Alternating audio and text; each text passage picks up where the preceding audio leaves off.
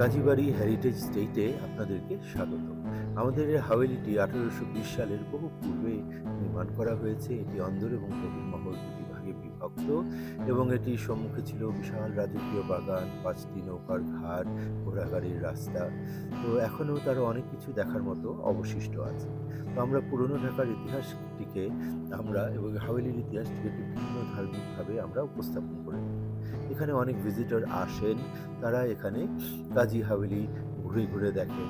তারা দেখেন বিভিন্ন ঘর কীভাবে ব্যবহার হতো, রইসদের বৈঠকখানাটি ঘুরে ঘুরে তারা দেখেন এবং দোতলার রইসদের বৈঠকখানা, কিতাবখানা ইত্যাদি ঘুরে ঘুরে দেখেন। বিভিন্ন জায়গায় তারা ছবি তুলেন এবং বিভিন্ন জায়গায় ওয়ালে ওয়ালে ইতিহাসগুলোকে টাঙিয়ে রাখা হয়েছে। এই ইতিহাসগুলো ঘুরে ঘুরে দেখেন।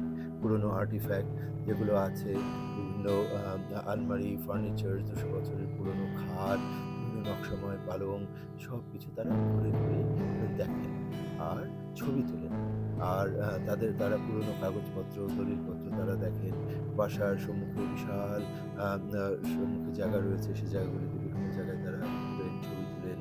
বিভিন্ন ঐতিহাসিক দলিলপত্র তাদের কাছে উপস্থাপন করা হয়, ঐতিহাসিক ছবি তাদেরকে দেখানো হয়।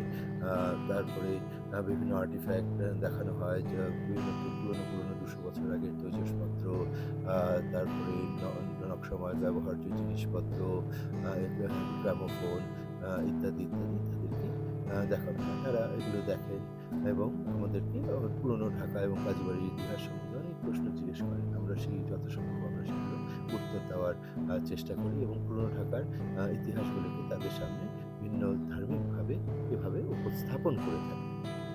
আর এছাড়াও থাকে পুরনো ঢাকায় আসা অতিথিদের জন্য ঐতিহ্যবাহী খানাদানা। এর মধ্যে থাকে জাফরান, ঘি, বাদাম বাদাম দিয়ে শাহীভাবে তৈরি করা শাহী পোলাও, বাদাম বাটা দিয়ে করা বিভিন্ন উপকরণ দিয়ে করা শাহী রোস্ট, রুই মাছের ভাজা, গরুর কাটা মশলার গরুর গোশের রান্না, চিংড়ি মাছের মালাইকারি, খাসির ঐতিহ্যবাহী এলাচি এবং এর সাথে থাকে জর্দা, ফিরনি, ডিমের কোরমা, চপ, শাহী চপ এবং বোরহানি ইত্যাদি।